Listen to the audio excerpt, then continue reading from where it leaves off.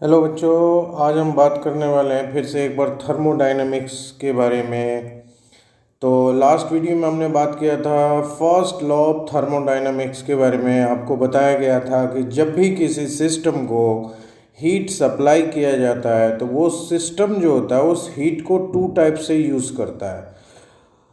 उस सिस्टम को जो भी हीट सप्लाई किया जाता है उसका जो कुछ पार्ट्स होता है वो सिस्टम अपनी इंटरनल एनर्जी को इंक्रीज करने के लिए यूज़ करता है, और जो लेफ्ट एनर्जी होती है, बची हुई एनर्जी, उसको सिस्टम जो होता है वो सराउंडिंग के ऊपर वर्क डन करने में यूज़ करता है।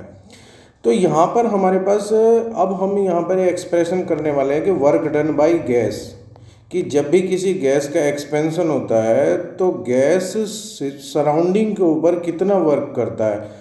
तो यहाँ आप देख रहे हैं कि आपके सामने एक सिस्टम है, आपके सामने एक सिलेंडर है यहाँ, जो थर्मोडायनेमिक सिस्टम जिसको हम बोलेंगे सिलेंडर।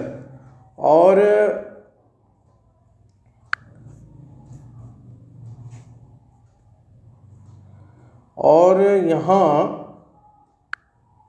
ये थर्मोडायनेमिक सिस्टम है सिलेंडर। सिलेंडर में गैस फिल्ड है। अब आप यहाँ पर देख रहे हो कि जो पिस्टन है, ये जो पार्ट्स है पिस्टन है, पिस्टन के ऊपर गैस के कारण वर्क हो रहा है यहाँ पे, यानी गैस के कारण क्या हो रहा है, फोर्स अप्लाई हो रहा है अपवर्ड डायरेक्शन में। तो गैस के पास ऐसा क्या होता है जिसके कारण गैस जो होता है वो पिस्टन के ऊपर फोर्स अप्लाई कर रहा है। तो गैस के पास में होता है प्रेशर, गैस के पास होता है प्रेशर, जिसके कारण गैस जो है वो पिस्टन के ऊपर प्रेशर अप्लाई कर रहा है, जिसके कारण क्या है, फोर्स अप्लाई हो रहा है, और वो पिस्टन को क्या कर रहा है, अपवर्ड डायरेक्शन में पुश कर रहा है। तो अब उसकी इनिशियल पोजीशन जो पिस्टन की है वो ये है, और जब उसके ऊपर फोर्स अप्लाई हुआ गैस के कारण, तो जो पिस्टन है, पिस्टन पिस्टन अपवर्ड डायरेक्शन में डिस्प्लेस हो गया। कितना डिस्प्लेस हुआ अपनी इनिशियल पोजीशन से, dx। तो अब आपको पता है वर्क एनर्जी पावर वाले चैप्टर में आपने पढ़ रखा है वर्क डन की वैल्यू कितनी होती है। वर्क डन की वैल्यू कितनी होती है, work done is equals to force into displacement. Work done is equals to force into displacement. It means dw is equals to f dx। अच्छा बच्चों, यहाँ पे फोर्स की वैल्यू कितनी होगी, फोर्स की वैल्यू कितनी होगी, force is equals to pressure into area. Force is equals to pressure into area. Gas इतना फोर्स अप्लाई कर रहा है, गैस जो है इतना फोर्स अप्लाई कर रहा है पिस्टन के ऊपर, तो पी ए इंटू, और डिस्प्लेसमेंट कितना हुआ है, dx। तो अब बच्चों ये जो ए dx है इसको हम क्या बोल सकते हैं, चेंज इन वॉल्यूम। अगर पिस्टन यहाँ से मूव करके यहाँ पर आया तो उसका वॉल्यूम गैस का कितना चेंज हुआ, dv वॉल्यूम। तो अब हमेशा हम ये फॉर्मूला अप्लाई कर सकते हैं वर्क डन बाय गैस का, कि dw is equals to p d v. ये फॉर्मूला आपके पास आ गया। आपकी जब भी गैस के द्वारा वर्क डन होता है तो फॉर्मूला होता है dw is equals to p d v. तो यहाँ पर हमने ले लिया कि अगर गैस का एक्सपेंशन हुआ है वी आई से वी एफ, इनिशियल वॉल्यूम जो गैस की है वी आई, और एक्सपेंशन होने के बाद उसका वॉल्यूम कितना हो गया, वी एफ। एक्सपेंशन होने के बाद उसका वॉल्यूम कितना हो गया है, वी एफ। तो उस केस में कितना वर्क डन होगा, इस केस में कितना वर्क डन, तो उसको इंटीग्रेट करना पड़ेगा हमें टोटल वी आई से वी एफ के लिए। तो प्रेशर कांस्टेंट है, तो उस केस में अगर प्रेशर कांस्टेंट रहेगा तो वर्क डन की जो वैल्यू होगी डी डब्ल्यू is equals to p v f minus v I.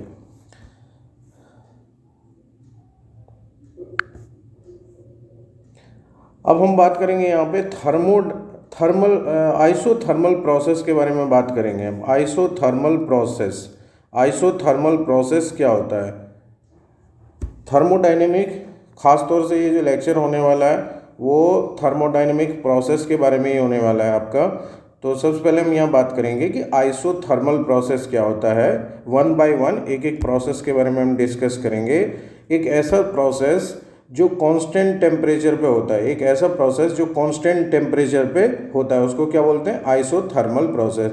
So a process which takes place at constant temperature is called isothermal process.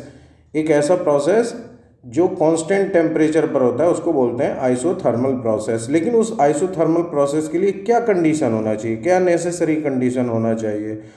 तो उसके लिए जो कंटेनर है, जो थर्मोडायनेमिक सिस्टम है, उसका जो वॉल है वो कंडक्टिंग होना चाहिए, ताकि वो सराउंडिंग के साथ में हीट को क्या कर सके, एक्सचेंज कर सके जो है।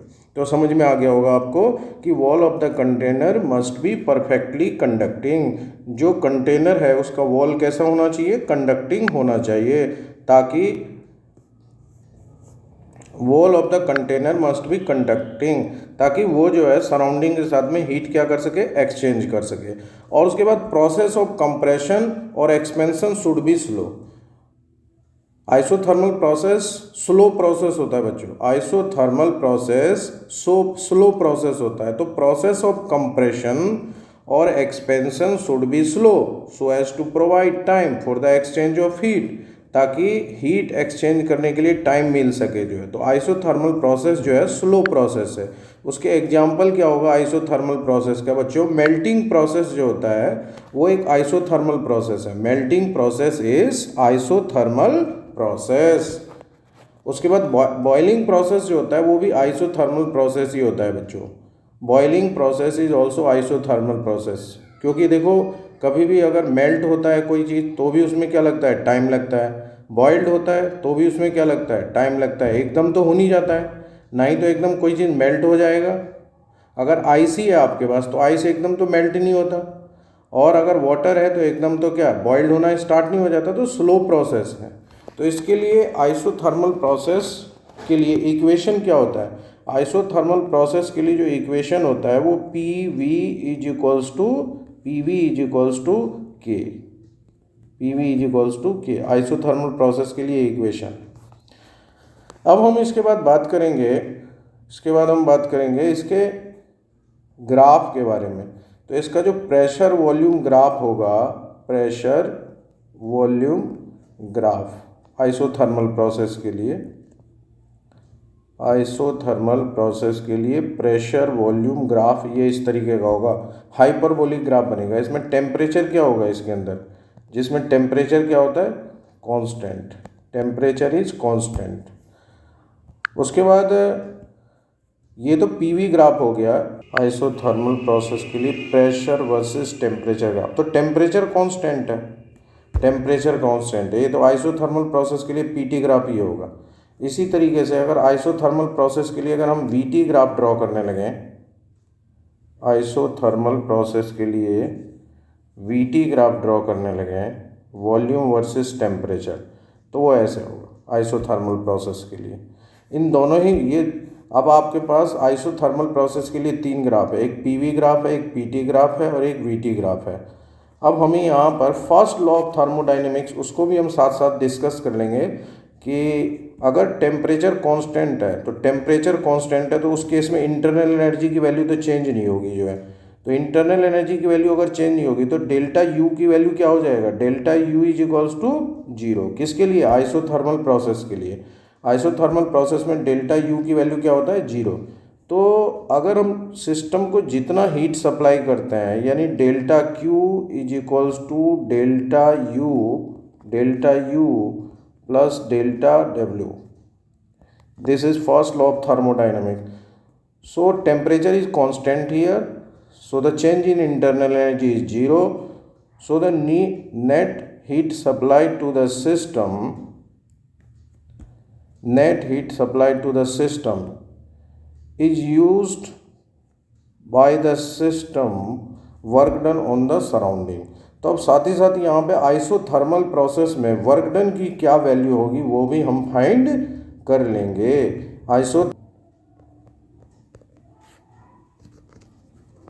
इन आइसोथर्मल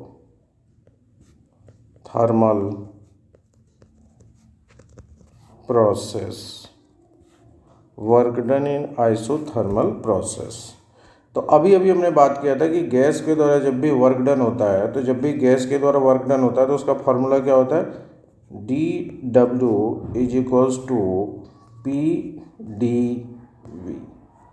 अब आइसोथर्मल प्रोसेस में हमें वर्क डन फाइंड करना है, तो गैस जो है उसका इनिशियल जो प्रेशर है वो P1, volume V1, temperature T1, उसका टेम्परेचर इनिशियल। और जब गैस का एक्सपेंशन हुआ तो उसका प्रेशर तो क्या हो गया P2, वॉल्यूम हो गया उसका V2, और टेम्परेचर कितना रहेगा T, क्योंकि आइसोथर्मल है। तो फॉर गैस के लिए क्या होता है, PV is equals to NRT, PV is equals to NRT। तो यहाँ DW is equals to NRT by V dV। और बच्चों वॉल्यूम इसका, गैस का जो वॉल्यूम है किसके रेस्पेक्ट में इंटीग्रेशन कर रहे हैं, वॉल्यूम के रेस्पेक्ट में। वॉल्यूम चेंज हो रहा है तो इसका जो वॉल्यूम है वो कहाँ से कहाँ तक चेंज हुआ है, V1 से। इनिशियली वॉल्यूम कितना था V1, और अब इसका फाइनल वॉल्यूम कितना हो गया है इसका V2। तो अब यहाँ पर बच्चों W is equals to NRT 1/V का जब हम इंटीग्रेशन करते हैं तो आएगा log EV V1 to V2। ये इसका इंटीग्रेशन करने के बाद इसका log EV। अब इसके बाद हम बच्चों करेंगे इसमें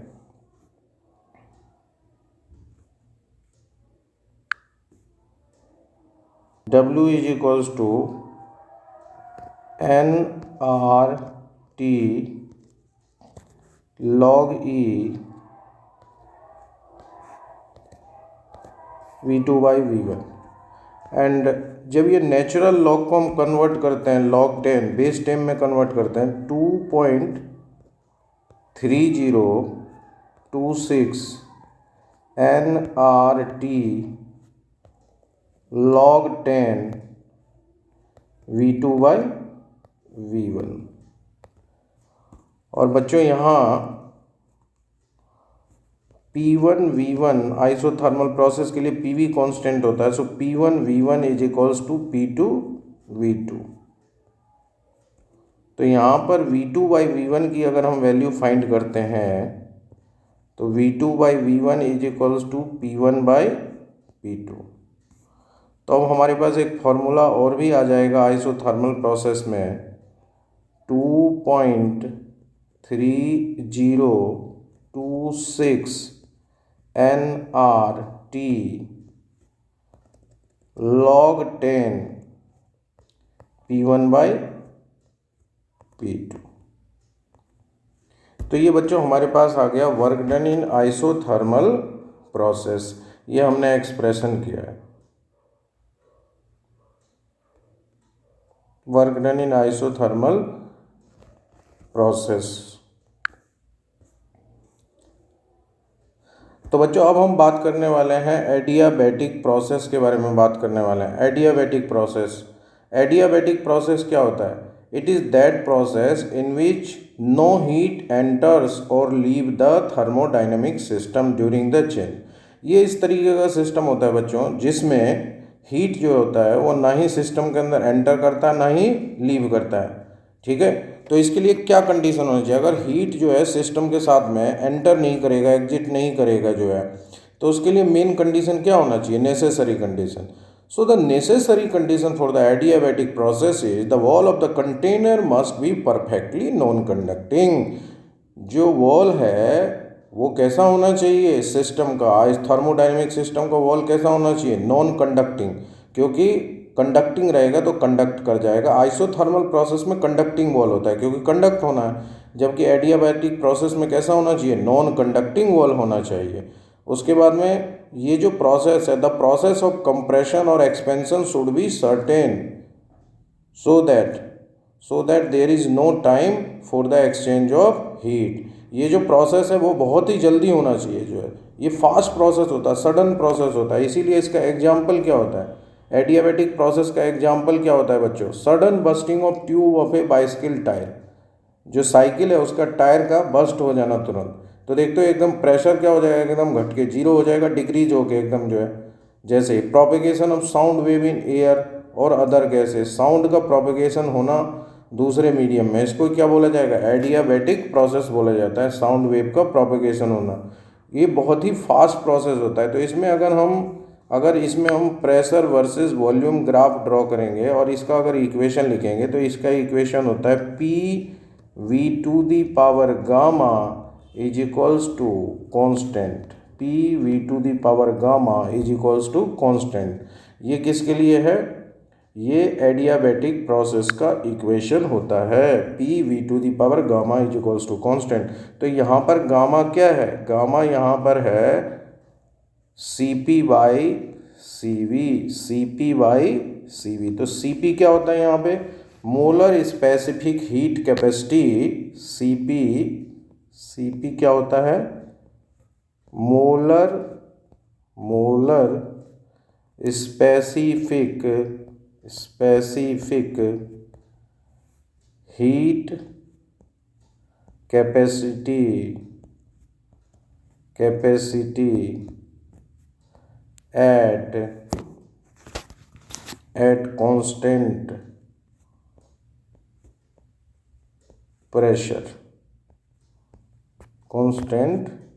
pressure, molar specific heat capacity at constant pressure. और सीवी क्या होता है बच्चों इसके अंदर, सीवी होता है molar specific heat capacity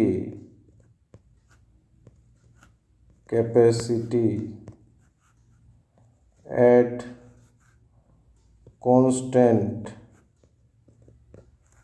volume. और इसके लिए अगर बच्चों हम ग्राफ ड्रॉ करेंगे, इसके लिए अगर हम ग्राफ ड्रॉ करते हैं, तो अगर इसके लिए हम ग्राफ ड्रॉ करेंगे P वर्सेस B ग्राफ, तो प्रेशर वर्सेस वॉल्यूम ग्राफ, तो बनेगा तो ये हाइपरबोलिक ही, लेकिन इसका जो ये ग्राफ उसके कंपैरिजन में क्या होगा, स्टीपर होता है। जो एडियाबैटिक ग्राफ जो होगा, प्रेशर वर्सेस वॉल्यूम, प्रेशर और वॉल्यूम के बीच में जो एडियाबैटिक होगा वो ज़्यादा स्टीपर होगा। किसके कंपैरिजन में, आइसोथर्मल प्रोसेस के कंपैरिजन में ज़्यादा स्टीपर होगा इसका ग्राफ। तो अब हम बात करेंगे यहाँ पे वर्क डन की वैल्यू एडियाबैटिक प्रोसेस में कैसे फाइंड करते हैं। वर्क डन इन डी क्यू की वैल्यू क्या हो जाएगी यहाँ पर, 0। System neither heat enter NOR leave the system, मतलब सिस्टम जो है कोई हीट लेता तो है नहीं यहाँ पे, तो डी क्यू की वैल्यू कितनी होगी, 0। D q is equals to 0, so d q is equals to d u plus d डब्ल्यू is equals to 0। It means d डब्ल्यू की जो वैल्यू होगी माइनस डी यू, यानी कि अगर वर्क डन तो पॉजिटिव होगा, अगर एडियाबैटिक प्रोसेस में एक्सपेंशन होता है तो वर्क डन तो पॉजिटिव होगा, लेकिन इंटरनल एनर्जी की वैल्यू क्या होगी, नेगेटिव जो है। तो अब यहाँ पर फिर से एक बार एडियाबैटिक प्रोसेस है, एन मोल गैस है, तो एडियाबैटिकली उसका एक्सपेंशन हो रहा है, तो P1 V1 और T1, P1 V1 T1, उसका जो गैस का इनिशियल स्टेट जो है वो ये है P1 V1 T1। Final state gas का है P2 V2 T2, क्योंकि अगर बहुत फास्टली गैस का कंप्रेशन होगा, तो उसका टेम्परेचर भी चेंज होगा, तो टेम्परेचर T1 से क्या हो जाएगा, T2। तो एडियाबैटिक प्रोसेस में टेम्परेचर भी चेंज होता है।